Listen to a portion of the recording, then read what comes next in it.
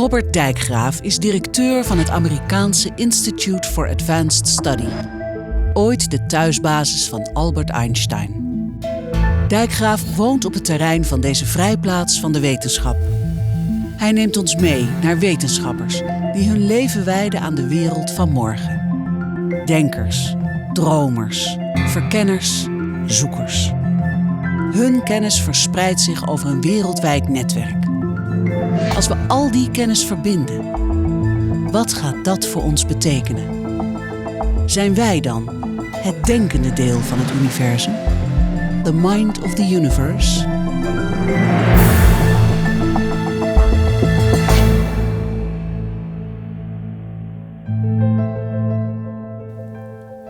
Spelen is niet alleen voor kinderen. Dichters spelen met woorden. Kunstenaars spelen met vorm en kleur. Sporters spelen met hun lichaam.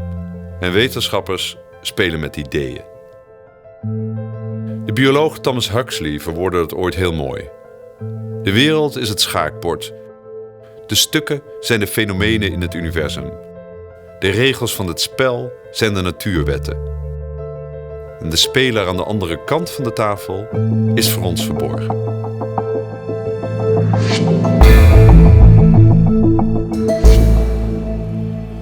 De natuur, de cultuur, de hele samenleving zit vol met spelregels.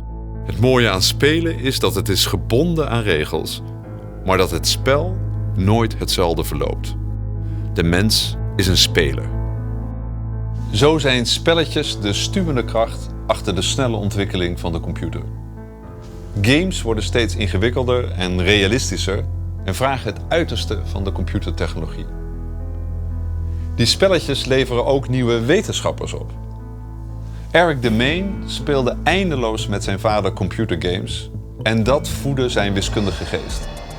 Mede dankzij Pac-Man en Space Invaders werd hij de jongste hoogleraar informatica aan het MIT. Erik Demaine en zijn vader bezoeken zo'n beetje elke spelletjesbeurs op zoek naar de nieuwste wiskundige ontwikkelingen op het gebied van computergames. Ja, pretty epic entrance. Wow.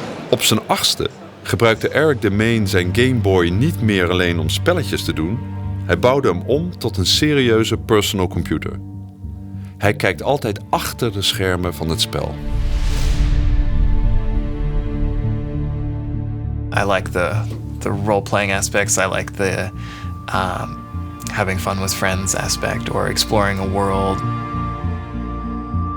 But there's always, even when I'm playing just for fun, there's always in the back of my mind thinking, I wonder if we can set this up as a clean mathematical problem and analyze the complexity of this game.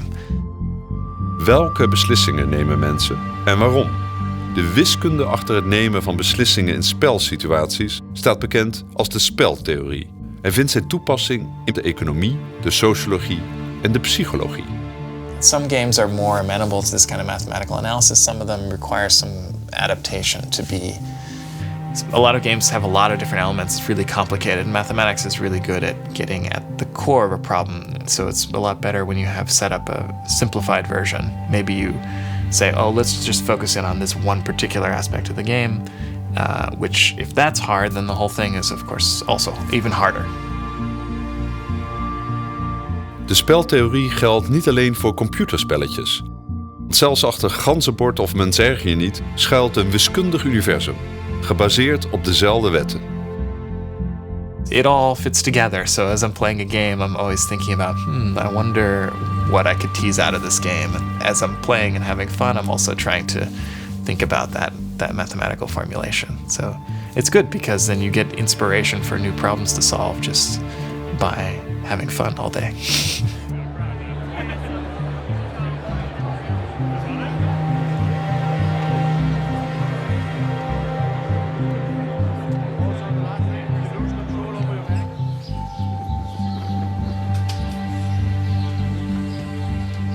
I guess my father became a single parent when I was 2 years old.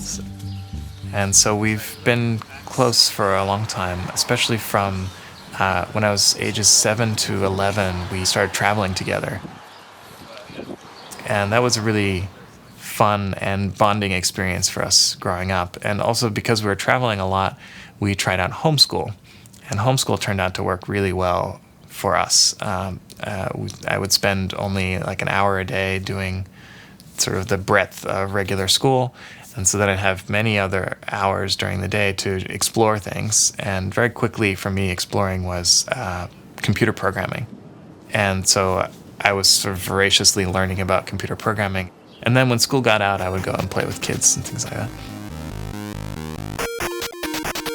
Vader Demaine kreeg het voor elkaar om zijn zoon al op 12-jarige leeftijd aan de universiteit te laten studeren.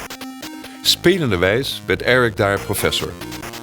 Nu stuurt hij een grote groep studenten aan om met de speltheorie oplossingen te vinden voor lastige wiskundige vraagstukken. Spelen is al lang geen spelletje meer. So your king can go down here and shoot up that way or go in the middle. I was wondering, would it be better if the king is always pointing this way? I use it a lot as a way to get students excited about research, because most people come in with their own background of like, what are fun games and puzzles that they grew up playing?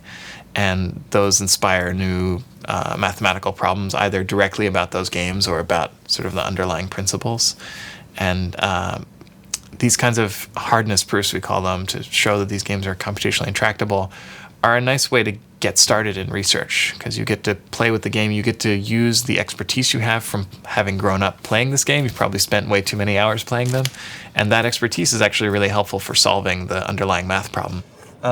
If the king is always pointing the way that it's moving, then I would worry about accidentally triggering the next gadget. Maybe backward. Each of these could be one way to satisfy a clause, but that would require all three of these beams to shoot at the same place. Right. Denktanks van grote bedrijven gebruiken steeds vaker spelen om problemen te analyseren. Maar ook ons dagelijks leven lijkt steeds meer een game te worden. We combineren de werkelijkheid met fictie, zoals bij Pokémon Go. Of we projecteren hele nieuwe werelden direct op ons netvlies, met virtual reality brillen. Door haar onderzoek naar virtual reality werd het laboratorium van computerwetenschapper Carolina Cruz wereldberoemd. Ze is een van de pioniers op dit gebied. Oh! And if you press A twice, you'll drop the stapler. His face and he claps. It's like I think you put it on his body.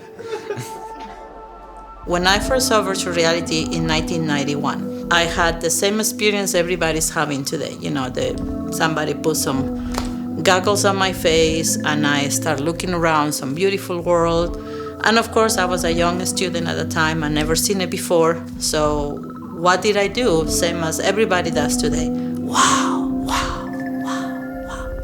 You know, but like with everything else, after the excitement is over, then you start thinking, what is this thing really? You know, what does, and again, I'm thinking as an engineer, what is this thing doing for me? Other than just, wow. So when I started thinking that, first of all, I'm not myself anymore here.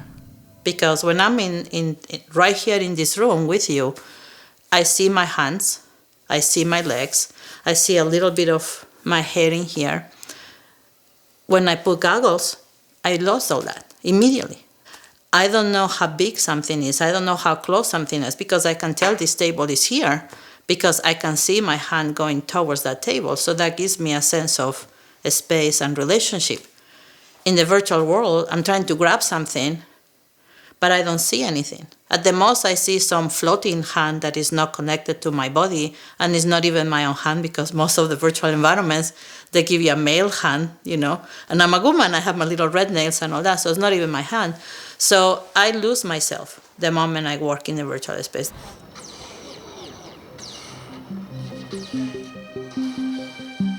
In het lab van Cruz worden de grenzen van virtual reality opgezocht.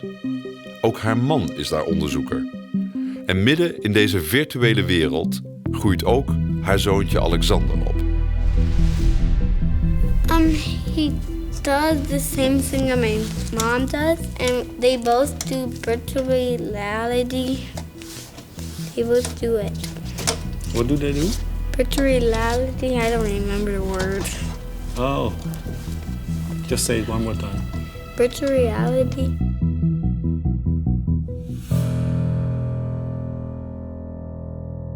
What makes virtual reality to me an exciting science is that there are no physical rules limiting what we can do.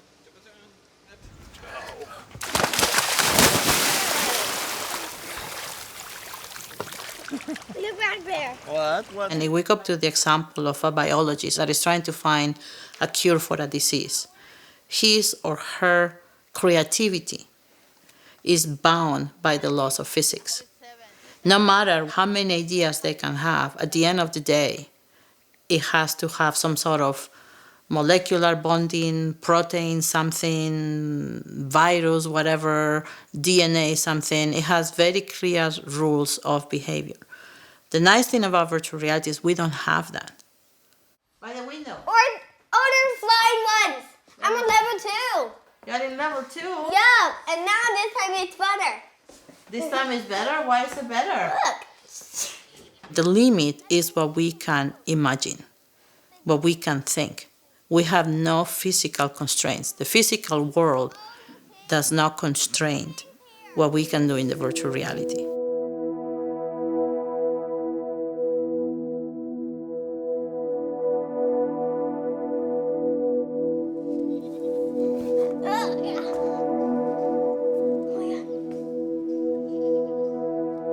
I have a 6-year-old son, and to me, sometimes watching him in virtual reality opens my own mind sometimes, because his mind is not constrained as my mind is. Because we have, right now, I think we have 4 generations concurrently living as it relates not only to virtual reality, but to technology in general.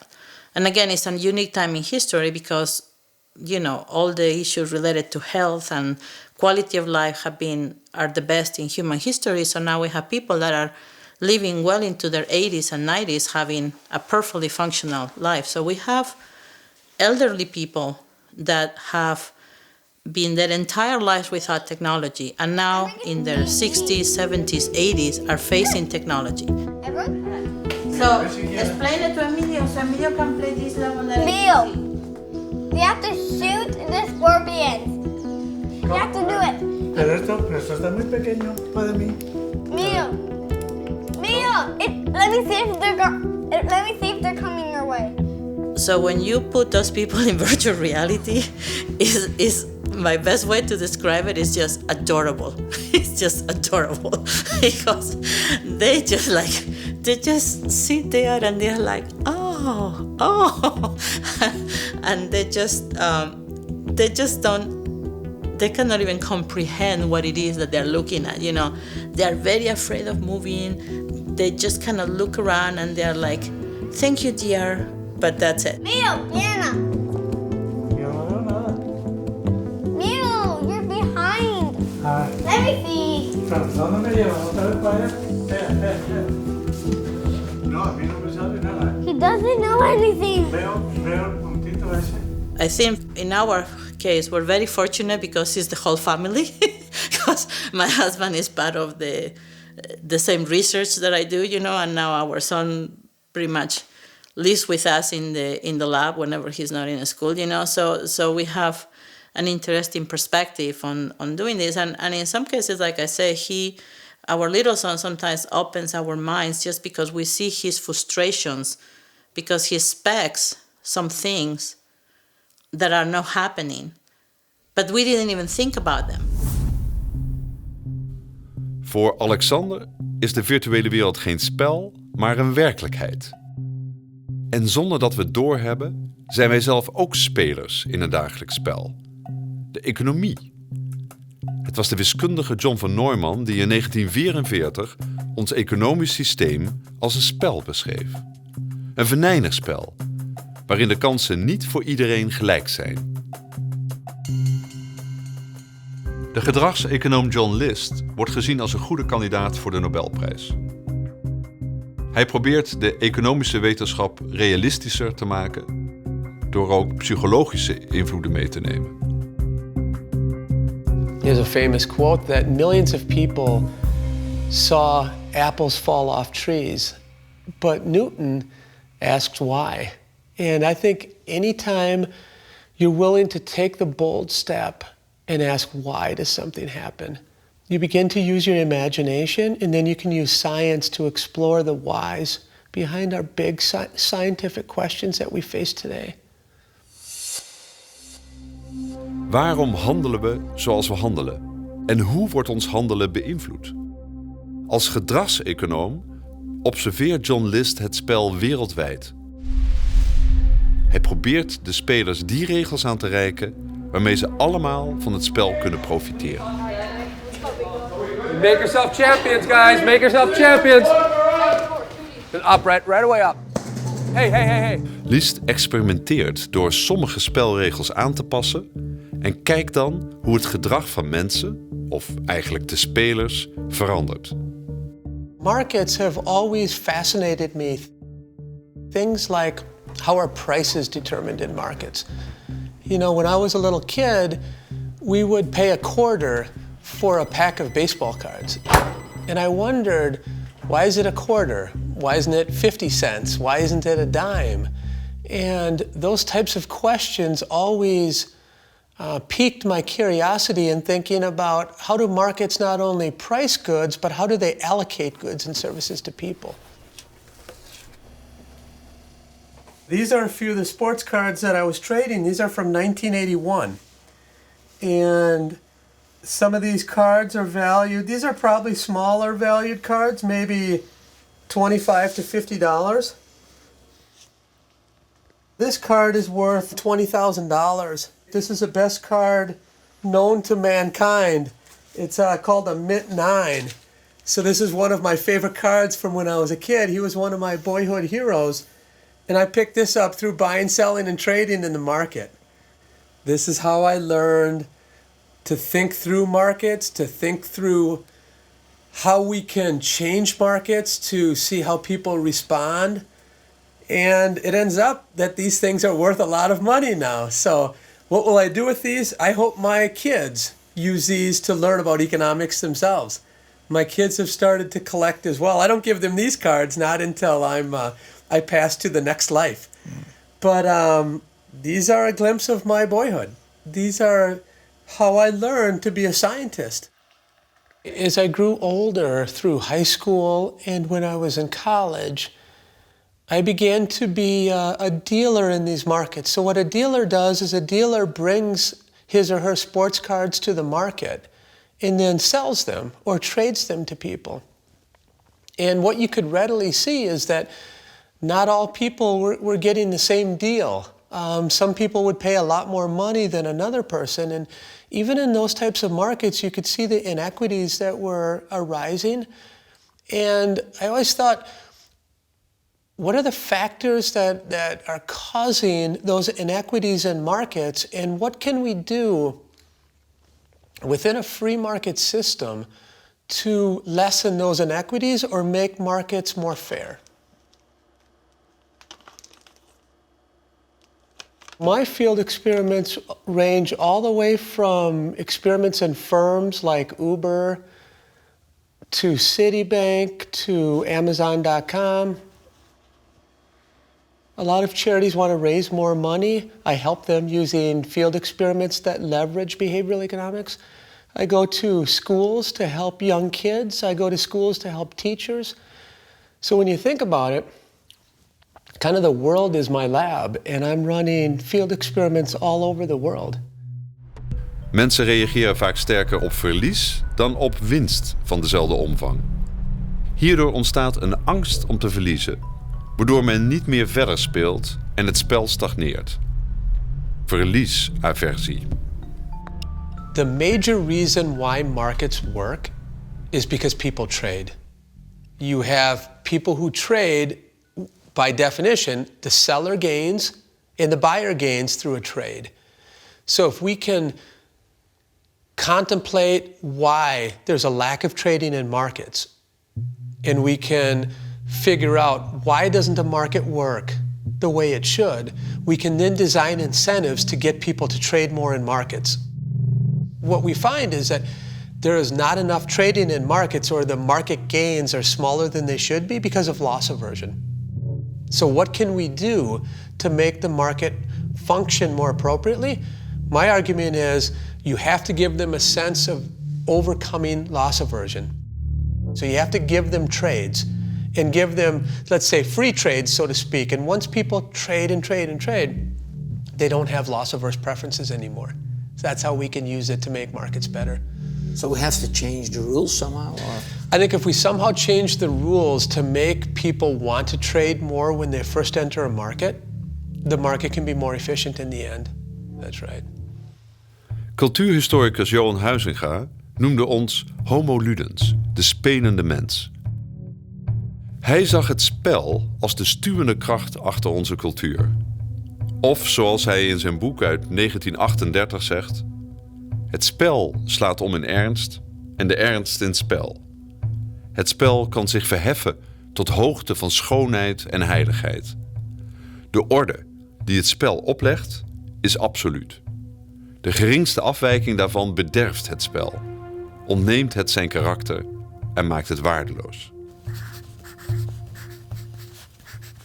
Wiskundigen zijn dol op spelletjes, op puzzels, problemen oplossen binnen afgebakende speelruimte en een eigen orde. For joining them together. Right, so if you're just doing one letter, or if you start a word here, this part's cut off. Eigenlijk zijn Erik en zijn vader een soort codekrakers. Wat is de code achter origami? Hoe zijn de wetmatigheden van deze vouwkunst te benutten en toe te passen in nieuwe technieken? I was a beginning graduate student at the University of Waterloo, and my father remembered an old unsolved problem that he had read about years ago. And the concept is you take a piece of paper, you fold it flat and make one complete straight cut, and then unfold the pieces. And magicians like Houdini could produce a 5-pointed star or lots of different simple shapes. And what are the limits? Can you make anything by this process, or what can you do? And so that's the problem we started working on. Okay, I've got geometry and algorithms now. This seems like a cool unsolved problem to work on. And it turned out to be fairly challenging. It took us a year or two to solve. But it also was very exciting that we got our first universality result. We showed that you can make any polygon, any shape made out of straight sides, or actually you can make several shapes all at once just by one straight cut after folding.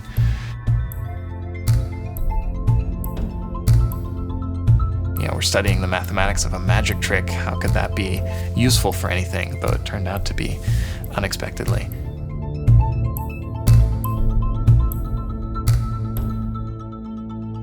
I originally got interested in origami because it just posed a lot of interesting mathematical questions. You have this sheet of material, and you have very simple rules. You can't stretch it and you can't tear it. And what can you do just by reconfiguration, just by folding? Right. So it's kind of a simple setup, but the answers turn out to be surprisingly complicated. And you need to use a lot of powerful geometry and algorithms to figure out what you can fold.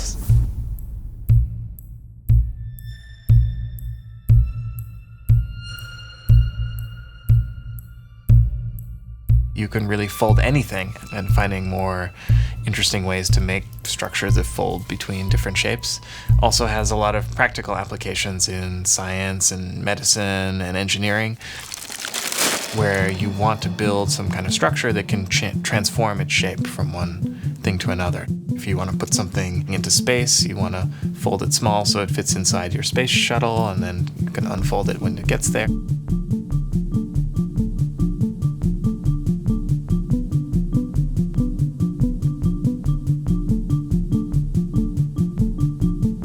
One area is protein folding. So Every living thing that we know of in this world is built up out of lots of little proteins kind of making life happen. And proteins are essentially one-dimensional pieces of paper that coil up into complicated 3D structures, and that 3D structure kind of determines how it interacts with other proteins and what its function is. And we don't really understand that process of folding kind of a one-dimensional strip of paper into these 3D structures, how nature does it, how we could do it. You could imagine some disease comes along, new disease, you could design a protein to fight specifically that disease. But we don't know how to design proteins that fold the way we want to. And so we're trying to understand how proteins fold in order to sort of just understand how biology is functioning, but also so that we can kind of control it in useful ways and kill viruses and things like that. Basic research tends to become useful eventually. Even though you may not see the applications ahead of time. In mathematics, there are just a lot of basic questions that are very curious and you want to know the answer to. And if they're basic enough, very simple setup like paper folding, very few rules about what you're allowed to do, and yet it's very complicated to understand. But there's many different ways you might formulate what you want to fold. Sort of the classic origami design problem is shape design. I give you a three-dimensional shape, I want to fold that thing. What's a good way to fold that thing? And we're still finding good algorithms for that. We have some general procedures that work, but they may not be so efficient. So this one, I can't tell. It looks like it might even be a whole, there's room for a whole pixel there. So like some of them are pretty hard to do an N. So we especially like to prove what we call universality results, where we say, in this kind of origami design or folding design, you can make anything you want, and we give you a computer algorithm to do that. And so you can come in with your specifications like, oh, I'd like something that looks like this, and the algorithm will give you how to fold exactly that thing. So then that comes, whoa. Yeah, this is scary to unfold. Yeah, this one has a lot of folds too, to do that. Al spelend verkennen we de mogelijkheden van de werkelijkheid binnen de orde van de spelregels. Als een kind in de beschermde omgeving van de zandbak. Zolang je daar binnen blijft, mag je doen wat je wilt. De orde van de zandbak. Maar virtual reality gaat nog veel verder. Het maakt nieuwe werelden. Je kunt spelen met de tijd. Of je kunt je verplaatsen in andere culturen. Je kunt zelfs je eigen persoon ontvluchten en een andere identiteit aannemen.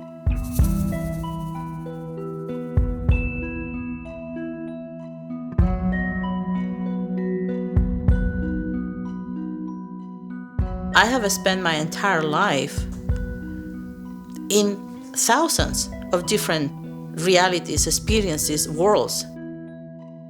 I've been in 15th century India, for example, and I have participated in some religious ritual that doesn't happen anymore.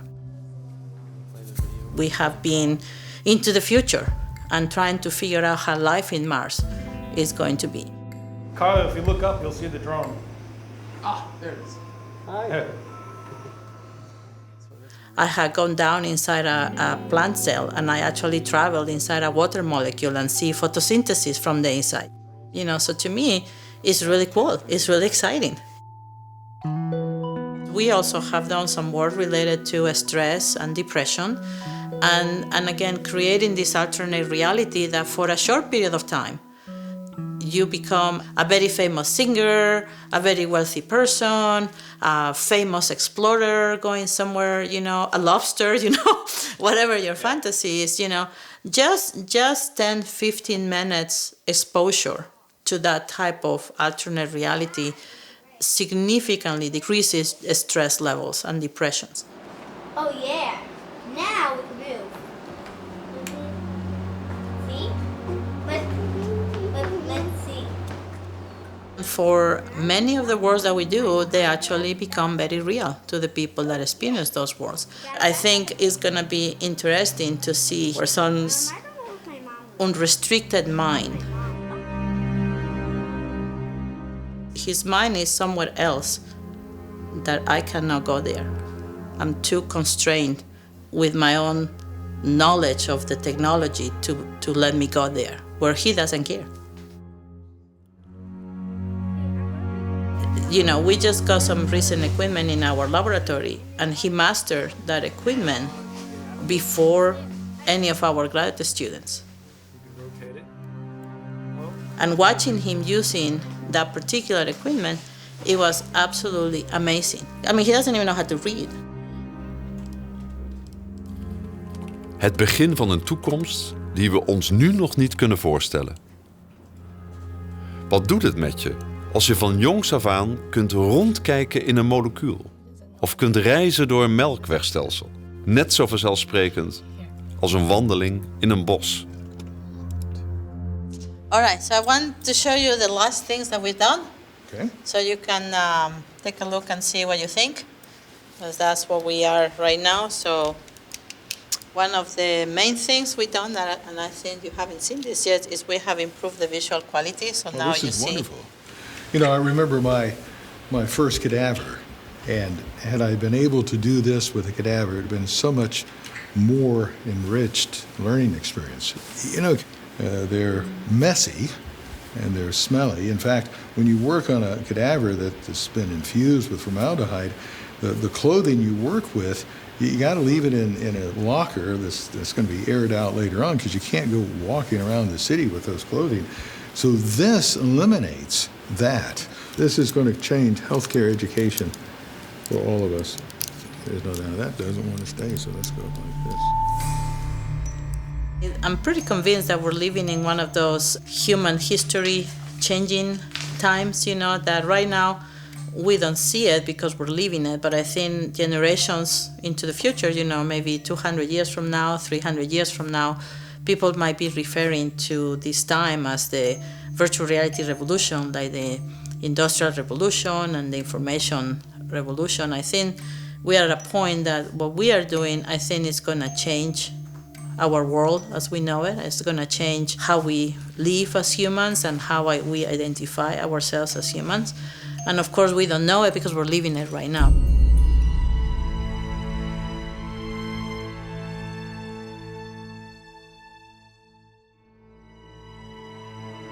Nieuwe werkelijkheden onderzoeken.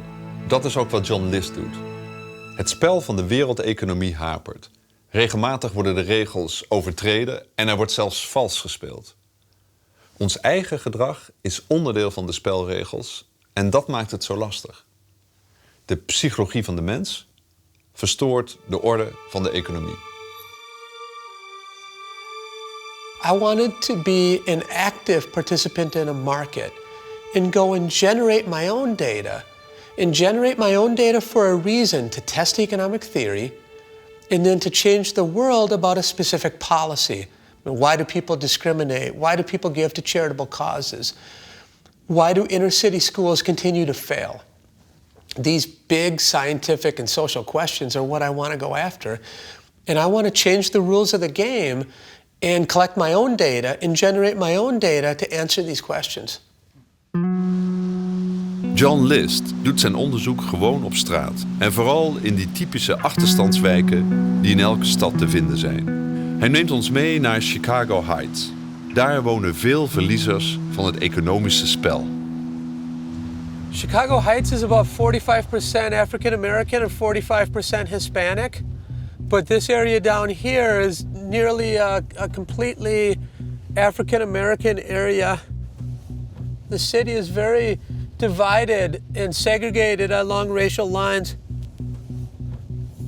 But about 95% of kids in Chicago Heights are on food stamps. The economics starts with jobs. It starts with a community that has lost a massive amount of jobs because its manufacturing base has declined.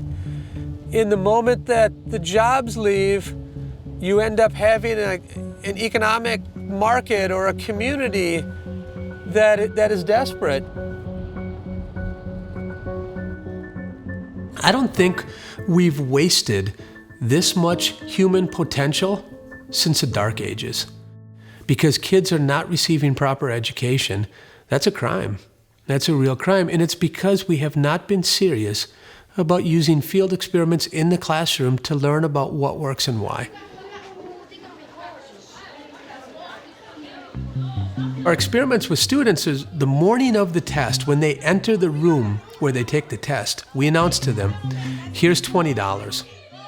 If you perform better than you did on your last test, you can keep the $20. If you don't perform better, we will take the $20 away.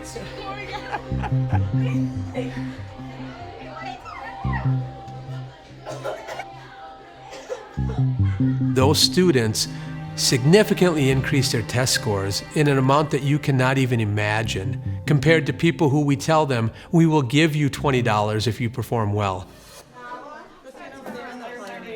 Amaria and Chucky.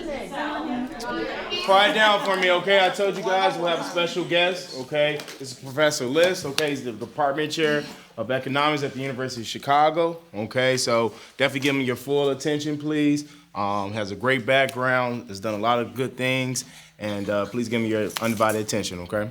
Thank you, thank you. So I was raised in a community exactly like this one.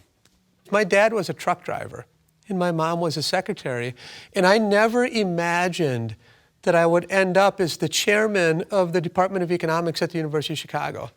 The reason why is because I never thought that somebody from my community could actually make it to a job like that. I figured people really didn't care about what I thought or what I did. A lot of you are probably feeling the same way, that people really don't care about your outcomes. People don't care if you're going to be able to make it. A lot of you think I probably will never be able to make it. You're smiling. What do you think? Oh, go ahead. Go ahead. You really have to think about the decisions you make in life and in school, because like what we do now is going to judge what we're going to do later. Absolutely. A lot of you are thinking right now, I have to do homework. It's a cost to get up every day and go to school, and the benefits are not accruing until far into the future. I have to work really hard now, and I don't get the more money till very, very many years. That's a hard proposition to take, because the cost is right now, the time and effort right now, but the benefit's not for 20 years. But I promise you, it'll be worth it. In 20 years, when all of you have made it, I want you to come back to me and say, whenever I talk about adding incentives to education, people find that repugnant.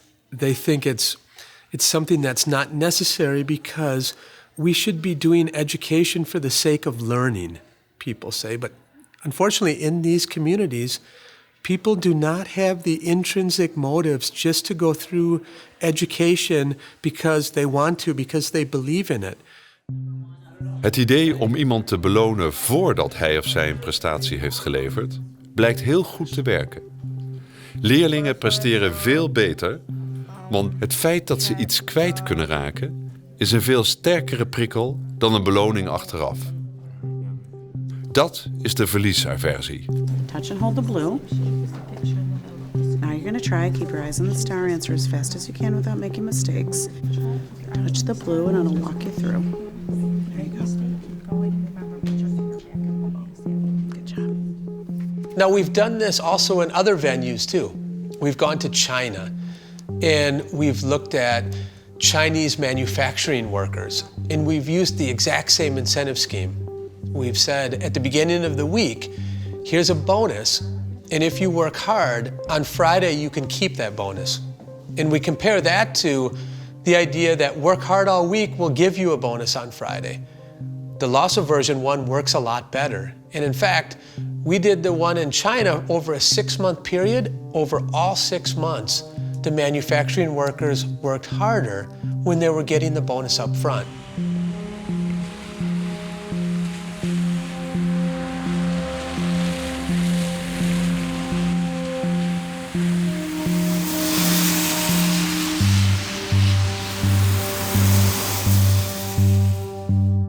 Right now, the economic game is illogically unfair, and we are leaving human potential on the sidelines because everyone's not given a fair chance.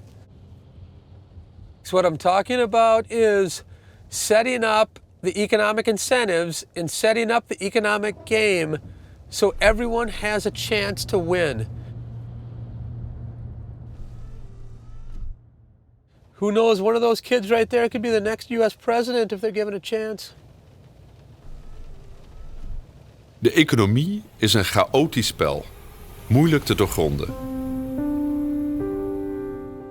We zijn pionnen in ons eigen spel en alles wat ons mens maakt, maakt het onvoorspelbaar. Hi everybody.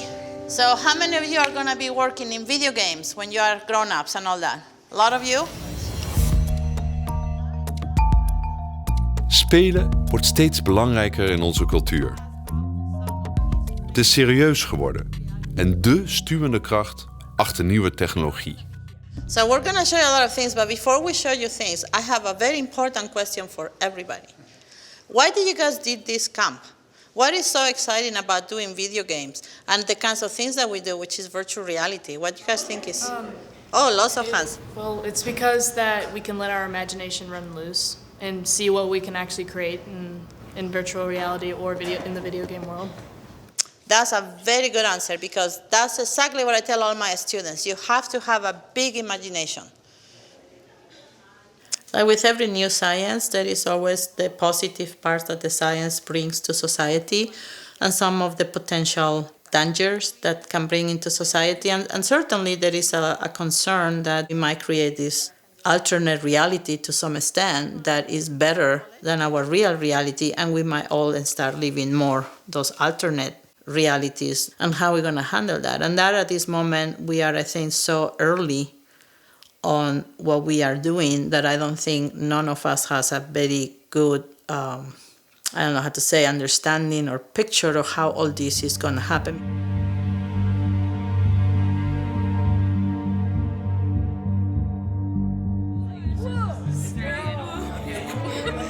The shark just flew by. Yeah, there's a kidney with an issue.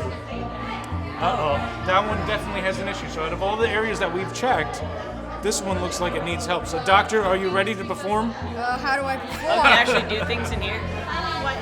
Right now we're just starting.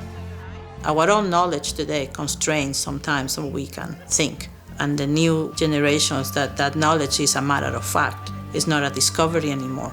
Then they can take it to the next level, same as we did from the previous generations from us. Empty space.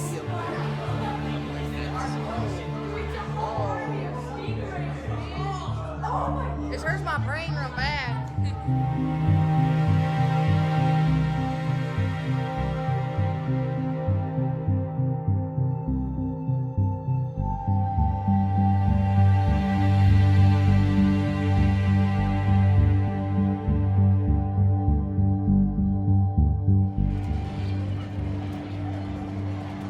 De natuurkunde probeert de spelregels van het universum te ontdekken. De regels van de werkelijkheid. In de wiskunde kun je je eigen regels verzinnen. De enige vraag is, levert het ook een interessant en eerlijk spel op? De economie is een meedogenloos spel en bepaalt je lot in deze wereld. Een wereld waarin voortdurend vals wordt gespeeld. Eigenlijk is John List een coach, een trainer voor de toekomstige spelers in het economische spel, zodat ze succesvoller zullen zijn. When you look at the way our economy is set up, the highest paying jobs are the ones that are the most competitive.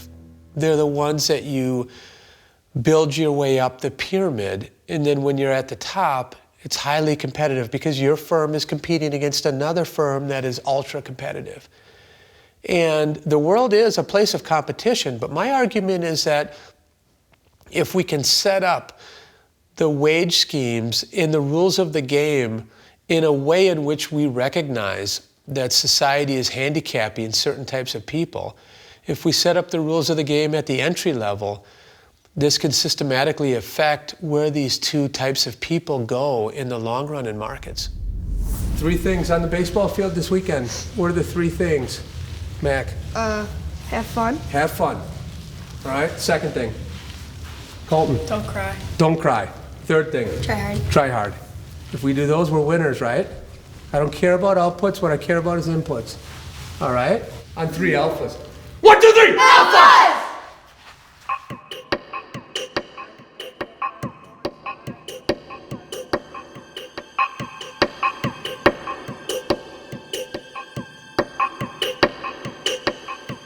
Every generation is a new mindset.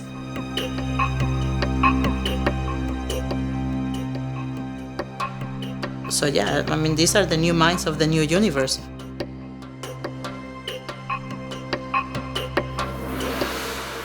Because the new universe is not going to be only the universe as we know it today with the planets and the galaxies and all the beautiful formations. It's a completely limitless universe because it's going to come out of our imagination. In Alice in Wonderland zegt de kat op een gegeven moment tegen Alice: verbeelding is het enige wapen in de strijd tegen de realiteit. Maar wat als onze verbeelding realiteit wordt? Als we spelenderwijs de oude werkelijkheid veranderen in een nieuwe. Een spel zonder grenzen. Als we leven in een universum met oneindig veel werkelijkheden. Ook dat is the mind of the universe. Ich hoffe, dass Ihnen das Video gefallen hat. Klicken Sie hier, um das empfohlene Video anzusehen. Bitte abonnieren Sie unseren Kanal, um Updates über VPRO-Doc zu erhalten.